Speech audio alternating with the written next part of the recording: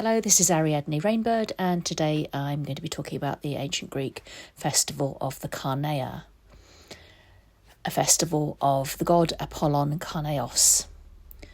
Apollon Karneios was a surname and cult aspect of the Greek god Apollon, prominent in Dorian cities like Sparta and its colonies of Thera and Kyrene, thought to be associated with the ram and agricultural virility. His festival, the Karneia, was very important in Dorian traditions. See also my video on Apollon Karneios for a discussion of the name Karneia and possible associations with the ram, as well as the controversy around that, and whether Apollon Karneios was actually a horned god or not. Apollon Karneios is associated with pastoralism, the grape harvest and natural springs, ensuring access to agricultural resources. The annual celebration of the Karneia was a major event, particularly for the Dorian people.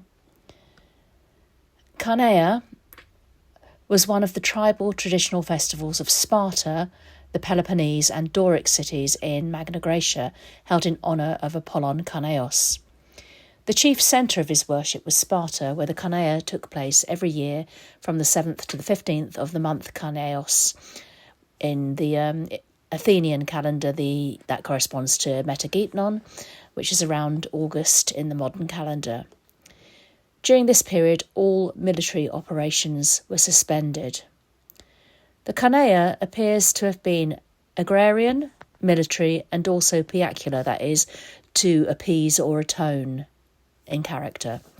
In one version of its origins given by Pausanias, it is supposed to commemorate the death of a man called Carnus, who was an Arcanian seer and favourite of Apollon, who, being suspected of espionage, was slain by one of the Heraclidae during the passage of the Dorians from Naupactus to the Peloponneses. By way of punishment, Apollon visited the army with a pestilence which only ceased after the institution of the Karneia. Therefore, the festival was founded to appease the god's anger. Or perhaps Karneia was an old god of fertility who was displaced by Apollon, and Apollon therefore took on his characteristics. The agrarian and military sides of the festival are clearly distinguished within the festival. The importance attached to the festival and its month is shown in several instances in ancient history, particularly when we consider that no warfare was allowed and no military operations during the festival. So, for example, it was responsible for the delay which prevented the Spartans from assisting the Athenians at the Battle of Marathon. And when Epidaurus was attacked in 419 by Argos, the Spartans were unable to act until the end of the month. However, the Argives, whom as Dorians also celebrated Karneia, manipulated their calendar in order to avoid the necessity of suspending war and operations, and so they were able to send forces. It is also due to the Karneia and the ban on warfare during the festival that Leonidas only sent a small advance guard instead of the main Spartan force during the Battle of Thermopylae. The Karneia was also celebrated in the city of Kyrene in North Africa, as attested in Pindar's 5th Pythian Ode and Callimachus's hymn to Apollon. See also my video, which has a reading of Callimachus's hymn to Apollon. So what do we know about how the festival was celebrated? Well, it has been written by a number of authors that 5 unmarried youths in ancient Greek, the Karneia, were chosen by lot from each tribe for 4 years to superintend the proceedings, the officiating priest being called Agites, the leader. A man decked with garlands started running, pursued by a band of young men called Staphylothromi, running with branches of grapes in their hands. If the young man was caught, it was seen as a guarantee of good fortune to the city. If not, it was seen as an omen of bad fortune. So the 5 young men, called the Karneitae, were chosen out of each tribe, and one man, decked with garlands, ran away, and the rest followed him.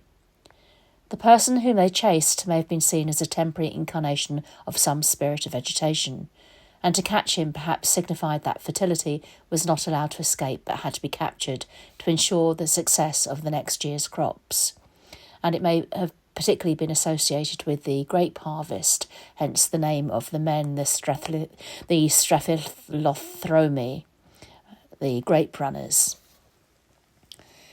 In the second part of the festival, 9 tents were set up in the country, in each of which 9 citizens representing the phratries or obae feasted together in honour of the god. According to Demetrius of Skepsis, in his work Athenaeus 141, the Karneia was an imitation of life in camp, and everything was done in accordance with the command of a herald. In regard to the sacrifice, which doubtless formed part of the ceremonial, all that is known is that a ram was sacrificed at Thurii, a Dorian colony in southern Italy, as part of the Karneia Festival celebrated there, according to Demetrius of Skepsis.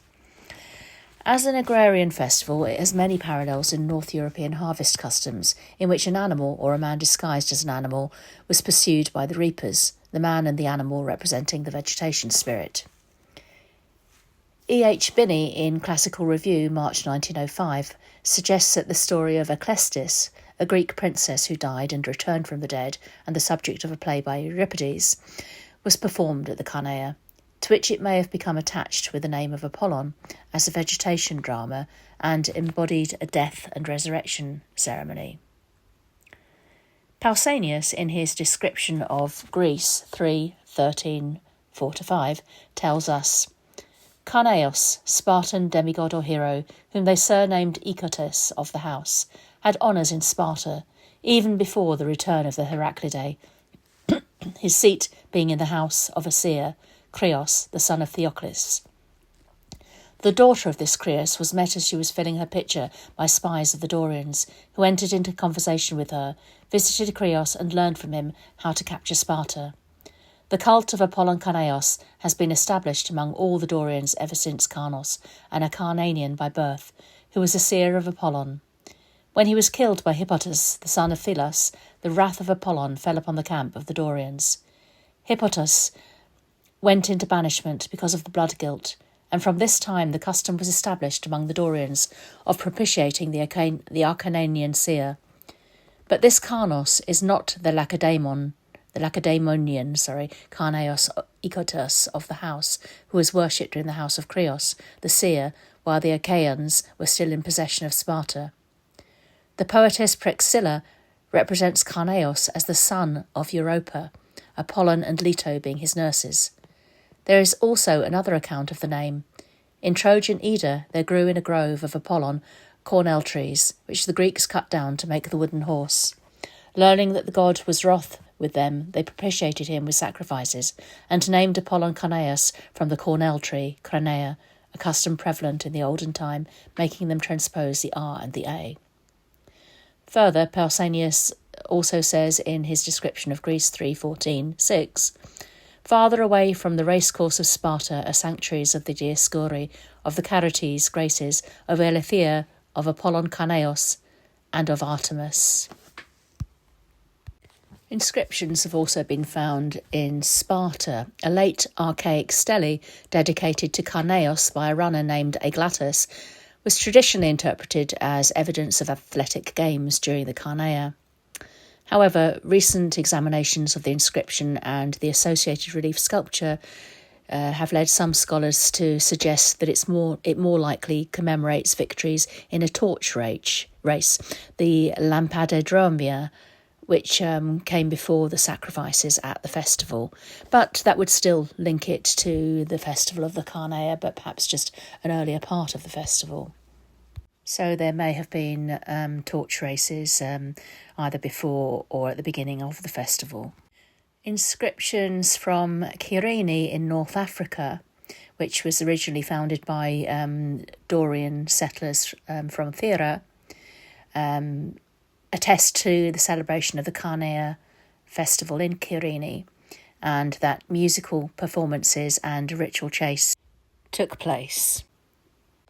An honorary inscription from the city of Knidos in modern-day Turkey, dated to the second half of the 1st century AD or CE, mentions the career of a man named Tiberius Claudius Iratus, and specifically notes his service as a Karneia Dromos, a runner in a ritual at the Karneia. The month name Karneios appears in numerous inscriptions from other Dorian communities, demonstrating the widespread observance of the festival and the sacredness of the month to Apollon Karneios. The month was considered a sacred month for all Dorians, as indicated by the historian Thucydides.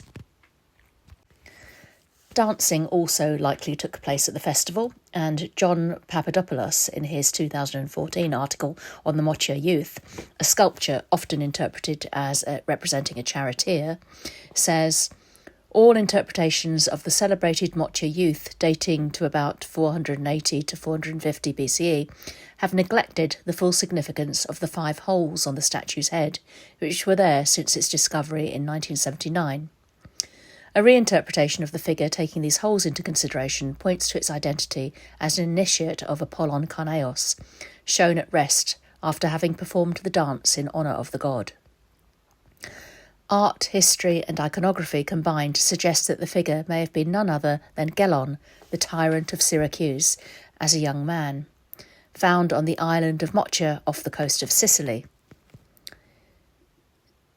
Papadopoulos suggests the statue represents a dancer with a broad hat, like those depicted on vase paintings from the Spartan colony of Taras in southern Italy, dating to 400 BCE. In modern Orphic practice, the Karneia Festival has been reinterpreted. It is still an important festival of Apollon, and it is held near the end of the sacred or mystic year, just before the autumnal equinox, which is the beginning of the new mystery year. And it's appropriate to celebrate the Karneia any day before that, around August the 15th through to September the 15th, but the ideal time being around the full moon that falls within these dates. In ancient times, it was a 9-day festival said to begin on the 7th day of Karneios, the Spartan month corresponding to the Athenian month of Megateitnon.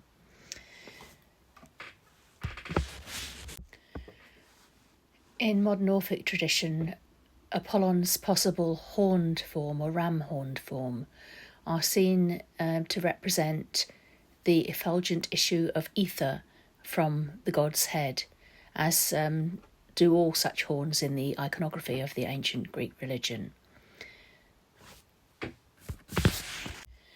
And another possible interpretation of the name Karneia is that the word is related to the word cardia, which means heart. And Apollon Karneios is seen as the god who resides in our hearts, the wild god who has no need for temples because he is always with us. And at this festival, we celebrate the divine aether, the grapes on our altar being symbolic of the aether and seen as pulsing with the divine ether of the gods. And also to feel the presence of the god wherever we are, to know that he travels with us in our hearts wherever we may be.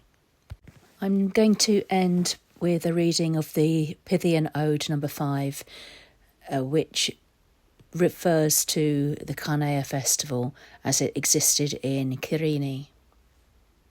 Pythian Ode 5, performed at the Karneia Festival, possibly a victory ode. It is Apollon who dispenses remedies to men and women for grievous disease, and who bestowed on us the Cythera, and gives the Muses inspiration to whomever he will, bringing peaceful concord into the mind, and who possesses the oracular shrine, wherefore he settled the mighty descendants of Heracles and Aegimeus in Lacedaemon, and in Argos and in sacred Pylos. But it is my part to sing of the lovely glory that comes from Sparta, where the Aegidae were born, and from there they went to Thera, my ancestors, not without the gods. They were led by a certain fate. From there we have received the feast with its many sacrifices, and at your banquet, Karneia Apollon, we honour the well-built city of Kyrene, which is held by foreigners who delight in bronze, the Trojan descendants of Antenor. For they came with Helen after they had seen their native city consumed in the smoke of war.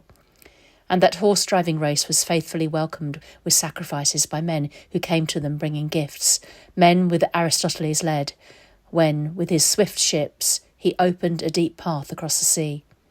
And he founded precincts of the gods that were greater than before, and he established for the processions of Apollon, protector of men, a straight-cut, level-paved road for the clatter of horses' hooves, where at the edge of the marketplace he rests by himself in death. He was blessed when he dwelled among men, and thereafter a hero worshipped by the people. Apart from him, in front of the houses, are the other sacred kings who took their allotted places in Hades, and somehow below the earth they hear, in their minds, great excellence sprinkled with gentle dew, by the outpourings of victory songs, prosperity for themselves, and a justly earned and shared grace for their son, Arcesilaus. It is fitting for him, in the song of the young men, to celebrate Phoebus with his golden sword, now that he has received from Pytho the graceful victory song as a compensation for his expense. Intelligent men praise him. I will say what has been said by others. He nurtures a mind and tongue that are beyond his years. In courage he is a long-winged eagle among birds. His strength in competition is like a bullock. Among the Muses he has had wings since he was a child in his dear mother's lap, and he has proved himself a skilful charioteer.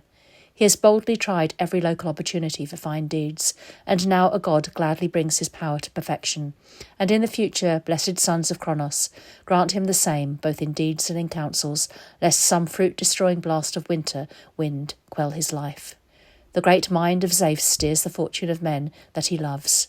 I pray to him to grant another prize of honour at Olympia to the race of Battus. Thank you for watching this video, and if you've enjoyed it, please like and subscribe to my channel. Thanks.